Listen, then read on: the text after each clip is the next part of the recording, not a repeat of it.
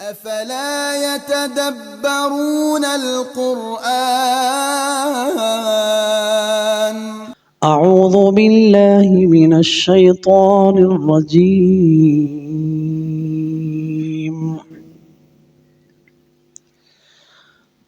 بسم الله الرحمن الرحيم وَإِذْ نَجَّيْنَاكُمْ مِنْ آلِ فِرْعَوْنَ يَصُومُونَكُمْ سُوءَ الْعَذَابِ يُذَبِّحُونَ أَبْنَاءَكُمْ وَيَسْتَحْيُونَ نِسَاءَكُمْ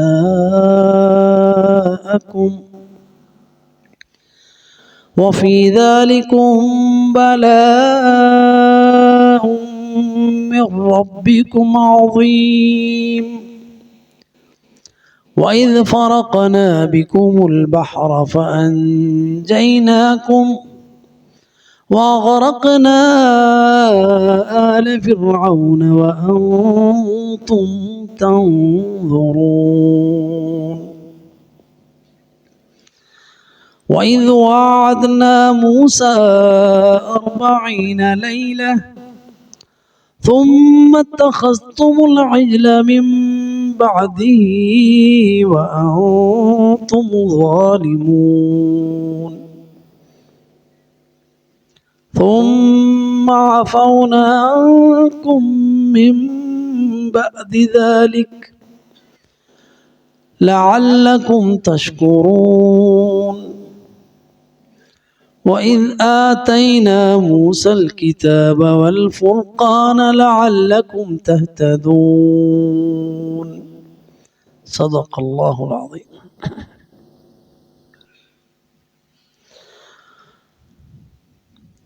وَإِذْ اور جب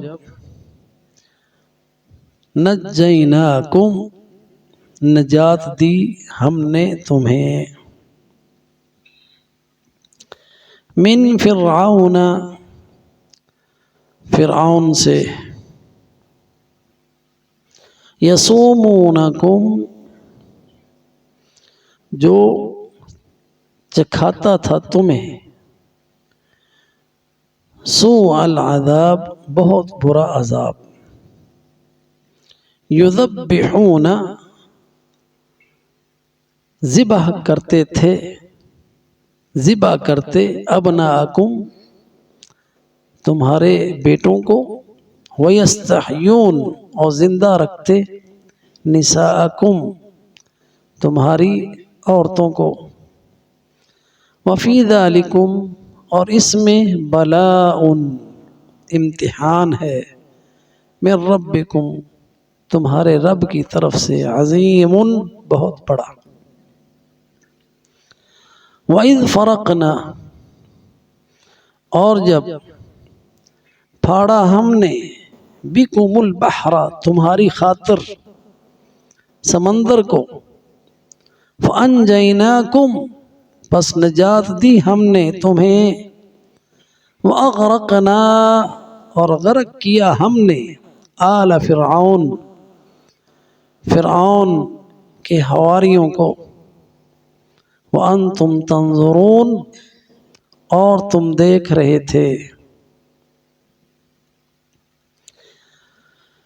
ان آیات کی تفسیر دیکھتے ہیں۔ وَإِذْ نَجَّيْنَاكُمْ مِنْ آلِ فِرْعَوْنَ اس سے پہلے بنی اسرائیل کے اوپر جو انعامات ہوئے ان کا سرسری ذکر تھا، اب اس کا تفصیل کے ساتھ ذکر کیا جا رہا ہے، اور یہ دوبارہ خطاب آیت نمبر 47 سے شروع ہوا۔ یا بنی اسرائیل اذکروا اے ابناء یعقوب اے یعقوب کی اولاد یاد کرو میری نعمتوں کو جو میں نے تم پر کی کہ تمہیں جہانوں پر فضیلت دی،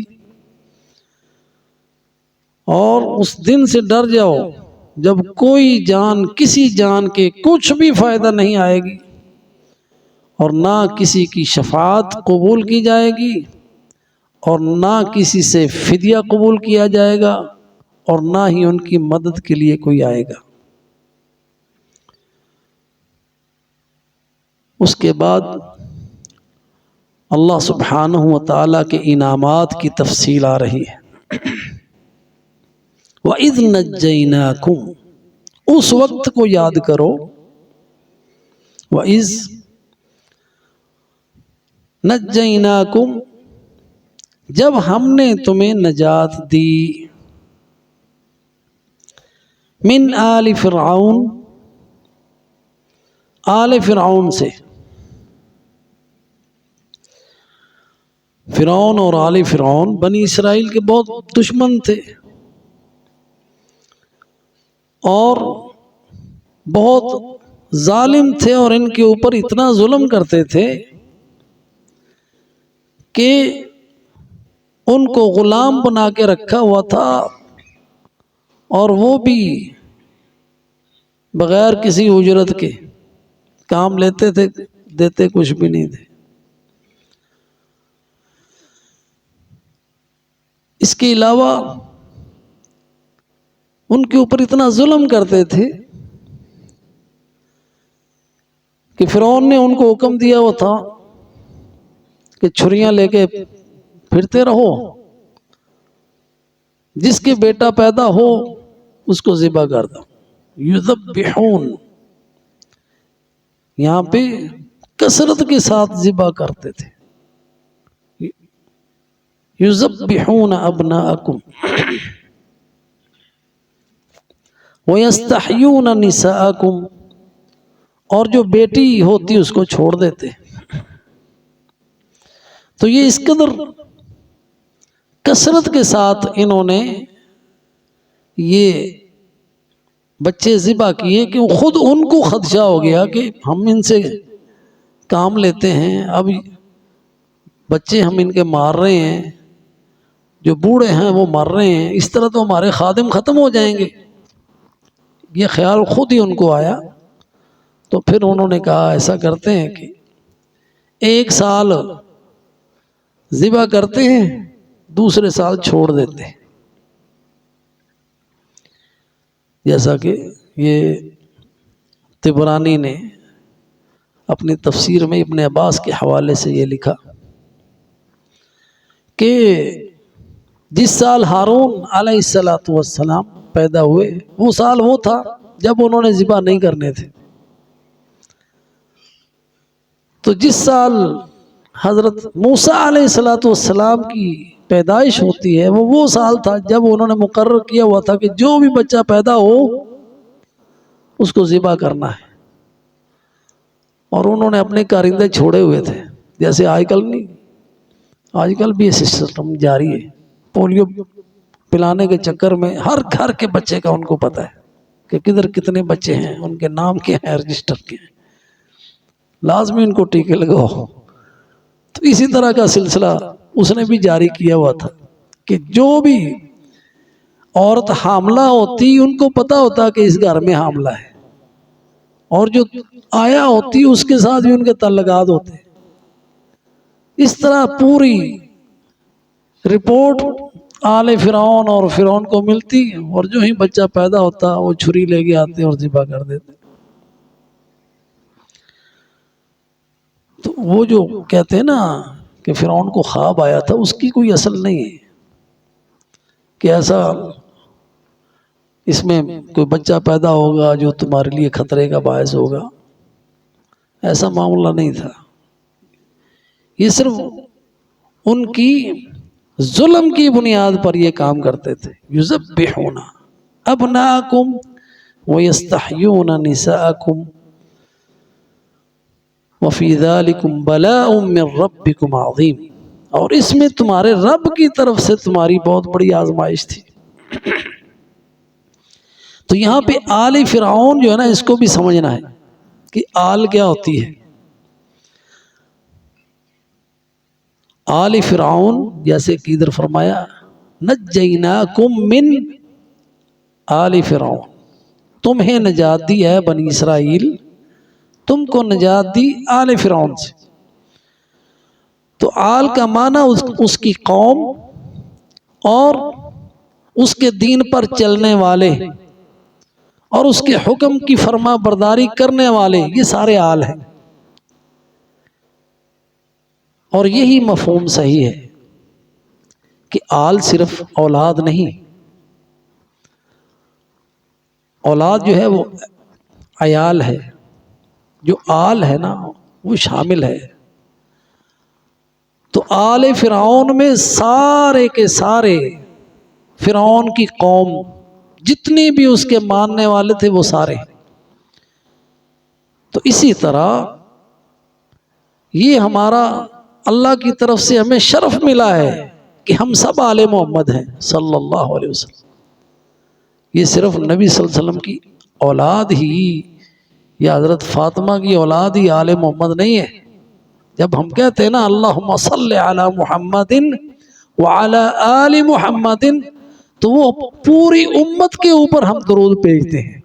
تو آل محمد میں ہر وہ مومن جو محمد الرسول اللہ صلی اللہ علیہ وسلم کی نبوت پر ایمان رکھتا ہے، توحید پر ہے، اور آپ کا فرما بردار ہے اور مطیع ہے، اتباع کرتا ہے آپ صلی اللہ علیہ وسلم کی سنت کی، وہ آل محمد ہے۔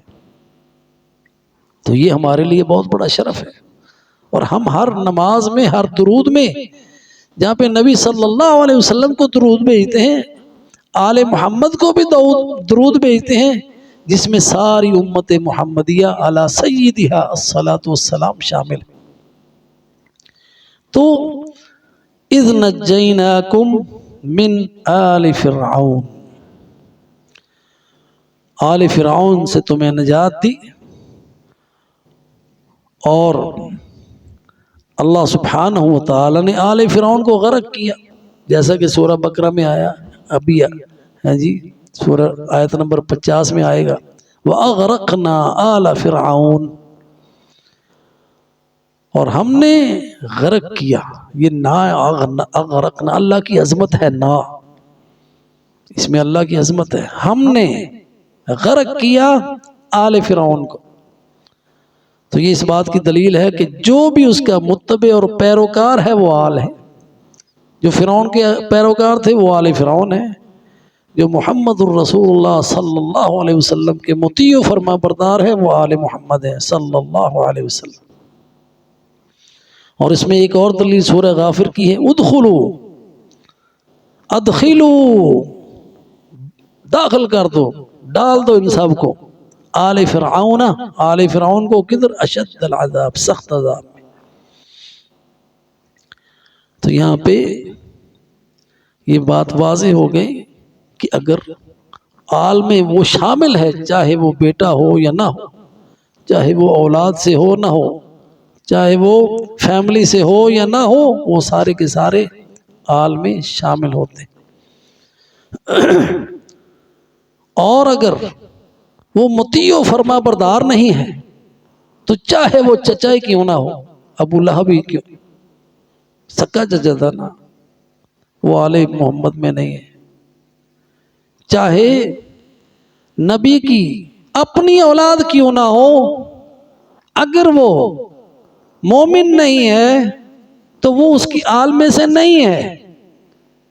اور اس کی دلیل حضرت نوح علیہ السلام،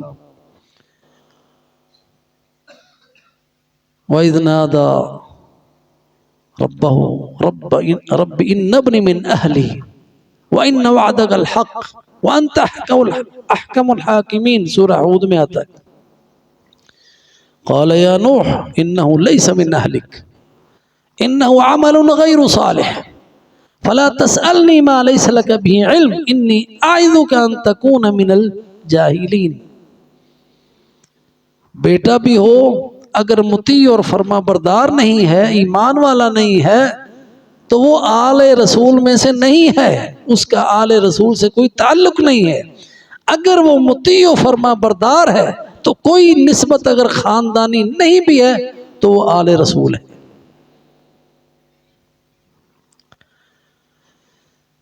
جی، انہو لیس من اہلک انہو عمل غیر صالح، نوح تیرا بیٹا ہی نہیں۔ یہ تیرے اہل میں سے ہے ہی نہیں. کیوں؟ وجہ بھی ساتھ بتا دی، انہو عمل غیر صالح، اس کے عمل ٹھیک نہیں ہے.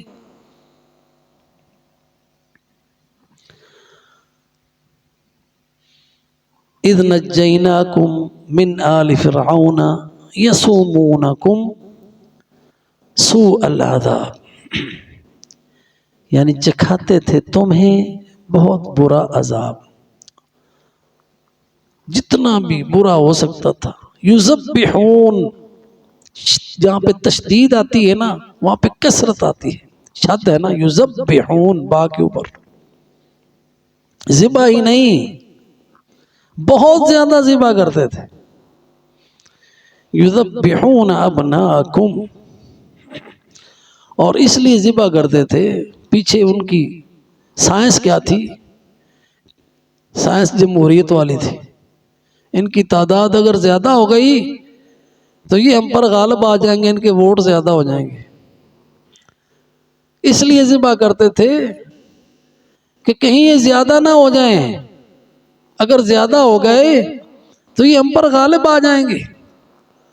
اور یہی کفر کی ترکیب آج بھی ہے، مسلمانوں کی نسل کشی کے لیے اور مختلف بہانوں سے ایسی خوراکیں دی جاتی ہیں کہ جس سے بانجھ پن عام ہو جائے، عورتیں بچے پیدا کرنے کے قابل نہ رہیں، مرد بھی نامرد ہی ہو جائیں. اور اس کے علاوہ سوچ بدل رہے ہیں، بچے دو ہی اچھے. اور جہاں پہ اس کے باوجود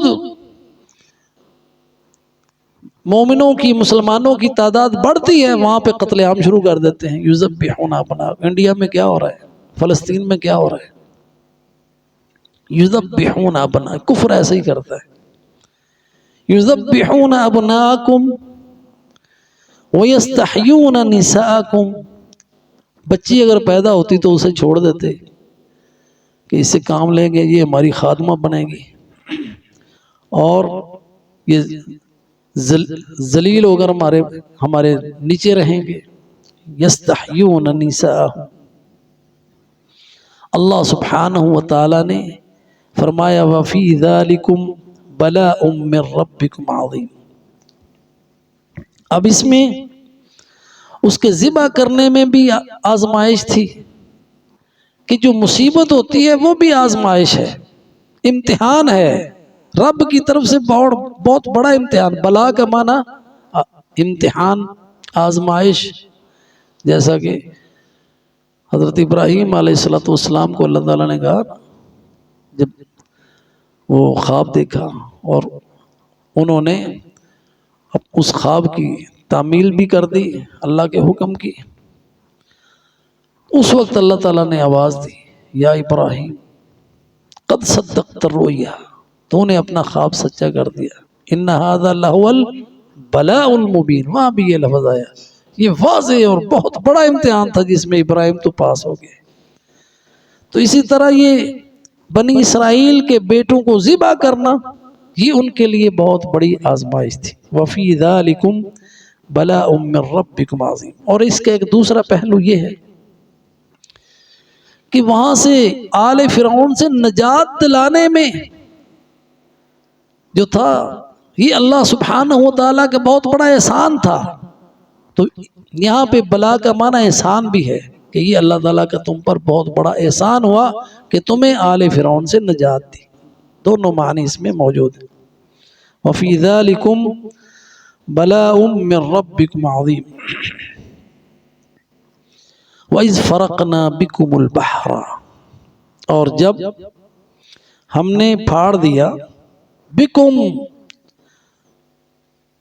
با حرف جر ہے، بکم، اور یہاں یہ حرف جر جو ہے نا اس کا معنی لِأَجْلِكُمْ، تمہاری خاطر، تمہاری خاطر، تمہارے لیے پھاڑا. نعمت اللہ تعالیٰ کی یاد کرو کہ جب حضرت موسیٰ علیہ السلام کو یہ حکم ہوا ان اسر بعبادی لیلا انکم متبعون، راتوں رات موسیٰ نکل جاؤ اپنی قوم کو لے کر، تمہارا پیچھا بھی کیا جائے گا، موسیٰ علیہ السلام اپنی قوم کو لے کے نکلے سمندر کی طرف، بحر احمر جس کا نام ہے، اور جب سمندر کے پاس پہنچے تو وہاں پہ آل فرعون جو تھا، وہ فرعون اپنی پوری فوجوں سمیت پیچھا کرتے ہوئے آ رہا ہے، اور قوم کہتی ہے موسیٰ مارے گئے۔ اِنَّا لَمُدْرَكُونَ قَالَ كَلَّا إِنَّ مَعِيَ رَبِّي سَيَهْدِينِ، ہرگز نہیں، میرا رب میرے ساتھ ہے۔ اس وقت اللہ سبحانہ وتعالی نے وحی کی، فَاضْرِبْ بِعَصَاكَ الْبَحْرَ، موسیٰ اپنی لاٹھی مارو سمندر پر، فَانْفَلَقَا فَكَانَ كُلُّ فِرْقٍ كَالطَّوْدِ الْعَظِيمِ وَأَزْلَفْنَا ثَمَّ الْآخَرِينَ وَأَنْجَيْنَا مُوسَىٰ وَمَن مَّعَهُ أَجْمَعِينَ ثُمَّ أَغْرَقْنَا الْآخَرِينَ۔ سورہ شعراء میں یہ تفصیل کے ساتھ یہ قصہ ذکر ہے۔ تو اللہ سبحانہ وتعالی نے اس وقت ان کی خاطر، ان کو بچانے کی خاطر وحی کی اپنے نبی موسیٰ پر، اے موسیٰ یہ عصا جو تمہارے ہاتھ میں ہے اس کو سمندر پہ مارو۔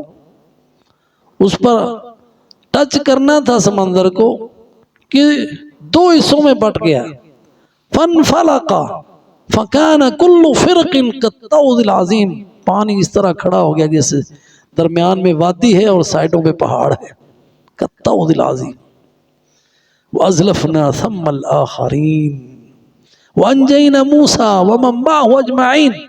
اب اسی راستے میں سے جب یہ سارے کے سارے پار ہو جاتے ہیں اور وہ سارے کے سارے اندر آ جاتے ہیں، اس وقت اللہ سبحانہ وتعالی وہ جو پھٹا ہوا سمندر تھا اس کو پھر سے ملا دیتا ہے اور ان سب کو غرق کر دیتا ہے۔ ثم اغرقنا الآخرین، اور یہ سارے کا سارا وہ منظر تھا جس کے بارے میں یہاں فرمایا وَأَنْتُمْ تَنْظُرُونَ، اور تم دیکھ رہے تھے اپنے دشمنوں کو ڈوبتا ہوا، وَأَنْتُمْ تَنْظُرُونَ۔ اتنی بڑی نعمتیں اللہ سبحانہ وتعالی کی ساری دیکھتے ہوئے پھر اللہ سبحانہ وتعالی کی ناشکری، وَإِذْ، اس کے بعد اگلی نعمت پھر دوسری دیکھیں، وَإِذْ وَعَدْنَا مُوسَىٰ 40 لَيْلَةً، اور جب ہم نے موسیٰ سے وعدہ کیا 40 راتوں کا، 40 راتوں کا، وہ جب تورات لینے کے لیے گئے، پہلے وہ 30 دن تھی، پھر اللہ سبحانہ وتعالی نے 10 دن اس میں اور بڑھا دیے۔ وَإِذْ وَعَدْنَا مُوسَىٰ 40 لَيْلَةً، اب موسیٰ علیہ السلام گئے ہوئے ہیں اپنے رب کے پاس، موعد ہے، وقت مقرر ہے، وہاں پہ تورات ملنی ہے، تو ابھی جب لیٹ ہو گئے، 10 دن کی تاخیر ہوئی، وہ بھی اللہ نے اپنے حکمت کے تحت ان کو 10 دن مزید دیے، تو پیچھے سے قوم کہتی ہے موسیٰ تو بھول گیا ہے، یہ الہ تو ادھر پڑا ہوا ہے، بچڑا بنایا اس نے اور اس کی پوجا شروع کر دی۔ وَإِذْ وَعَدْنَا مُوسَىٰ 40 لَيْلَةً ثُمَّ اتَّخَذْتُمُ الْعِجْلَ، تمہیں اتنا بھی انتظار نہیں کیا کہ تمہارا نبی واپس آ جائے، پھر تم نے بچڑے کی پوجا شروع کر دی، وَأَنْتُمْ ظَالِمُونَ، اور تم ظالم ہو، وَأَنْتُمْ ظَالِمُونَ، ظلم کا معنی مشرک، اِنَّ الشِّرْكَ لَظُلْمٌ عَظِيمٌ، بچڑے کی پوجا شروع کر دی، اتنی ناشکری، اتنی نعمتیں اللہ سبحانہ وتعالی دے رہا ہے تمہیں، اور تم دیکھ رہے ہو نعمتیں، ابھی زیادہ عرصہ بھی نہیں گزرا اور اسی وقت شرک شروع کر دیا۔ وَأَنْتُمْ ظَالِمُونَ، اللہ سبحانہ وتعالی نے ثُمَّ أَخَذْتُمُ الْعِجْلَ، اس میں تعجیل بھی ہے ان کی، اور تھا وہ کیا، بچڑا تھا کیا کہ سامری جادوگر جو تھا اس نے زیورات اکٹھے کیے اور اس سونے سے ایک بچڑا بنا دیا، جس میں حضرت جبریل علیہ السلام نے جہاں پہ قدم رکھے تھے وہاں سے اس نے مٹی اٹھا لی اور اس کو استعمال کیا، اور اس کی بچڑے کی آواز نکلتی لہو خوار، وہ بولتا تھا، تو ایسے میں وہ ایسے متاثر ہوئے اس کی آواز سے، اس نے کچھ ایسا بنایا تھا کہ اس میں سے آواز داخل ہوتی تھی اور اس کی آواز بنتی تھی. تو اس قدر ذلیل قوم ہوئی کہ اللہ کو چھوڑ کر اس بت کی پوجا شروع کر دی، بچڑے کی. وَأَنْتُمْ ظَالِمُونَ، اور یہ جملہ ہے نا، حال ہے، یہ تمہاری حالت ہے کہ تم ظالم ہو. تو جب انسان کی مت ماری جاتی ہے نا تو پھر وہ شرک کرتا ہے، پھر وہ اپنی جان پر ظلم کرتا ہے. اور یہ ظلم ایسا ہے، ظلم اس لیے ہے کہ وہ توحید جس سے تم جنت میں جا سکتے ہو، اللہ کا قرب حاصل کر سکتے ہو، اس کو چھوڑ کر بت کی پوجا شروع کر دو جو تمہیں جہنم میں لے جائے. اپنے آپ پر ظلم ہے. اور ظلم کیا ہوتا ہے کہ کسی کا حق کسی اور کو دے دینا. عبادت اللہ کا حق ہے، یہ حق کسی اور کو دینا، بچڑے کو دے دیا. یہ اللہ نے پیشانی اپنے لیے بنائی ہے، یہ اس کے سامنے جھکنی چاہیے، کسی اور کے سامنے نہیں. اللہ سبحانہ و تعالی سے دعا ہے کہ اللہ ہمیں اپنے شکر گزار بندے بنائے اور اپنی ناشکری سے ہمیں بچائے. شرک بہت بڑی ناشکری ہے، اس لیے نعمتوں کے ذکر کے بعد ان کی اس ناشکری کو اللہ تعالیٰ نے ظلم سے تعبیر کیا، وَأَنْتُمْ ظَالِمُونَ. اور یہ بات اب دیکھیں، جہاں بھی اس میں یہ سبق ہے کہ حضرت آدم علیہ السلام کو اللہ تعالیٰ نے نعمتیں دی، ان سے غلطی ہوئی، وہ ساری کی ساری نعمتیں ان سے چھن گئی. جنت تھی، چھن گئی. اب یہ بنی اسرائیل کو اللہ تعالیٰ نے انعامات دیے، انعامات نبوت ان میں، حکومت ان میں، سیادت ان میں، فضیلت ان میں. لیکن جب انہوں نے اس طرح کی ذلیل حرکتیں کی، شرک جیسی ذلیل حرکتیں، تو اللہ سبحانہ و تعالیٰ نے ان سے حکومت بھی چھین لی، ان سے نبوت بھی چھین لی، ان سے عزت بھی چھین لی، اور وہ سب سے ذلیل ترین قوم ہے. اللہ تعالیٰ نے ان کو باندر اور خنزیر بنا دیا. وَذَلَّتْ عَلَيْهِمُ وَسَلَّتَ، اللہ سبحانہ و تعالیٰ نے ان کے اوپر مسلط کر دی ذلت اور مسکنت، جیسا کہ پچھلی ہم نے آیت میں پڑھا تھا، وَبَاءُوا بِغَضَبٍ مِّنَ اللَّهِ، یہ پیچھے ہم پڑھ چکے ہیں. جی، تو جب انسان اللہ کی نعمتوں کی ناشکری کرتا ہے تو پھر نعمتیں جو ہیں وہ زائل ہو جاتی ہیں. اس لیے اللہ سبحانہ و تعالیٰ سے دعا کرنی چاہیے کہ اللہ ہمیں اپنے شکر گزار بندے بنائے. اور اللہ کا وعدہ ہے، لَإِن شَكَرْتُمْ لَأَزِيدَنَّكُمْ، اگر تم شکر گزار بندے بنو گے تو اللہ اور نعمتیں عطا فرمائے گا. اللہ اپنی نعمتیں ہم پر دائم رکھے اور ہمیں ایمان پر قائم رکھے، ہر طرح کے شرک سے ہمیں محفوظ رکھے. آمین. وآخر دعوانا ان الحمد للہ رب العالمین.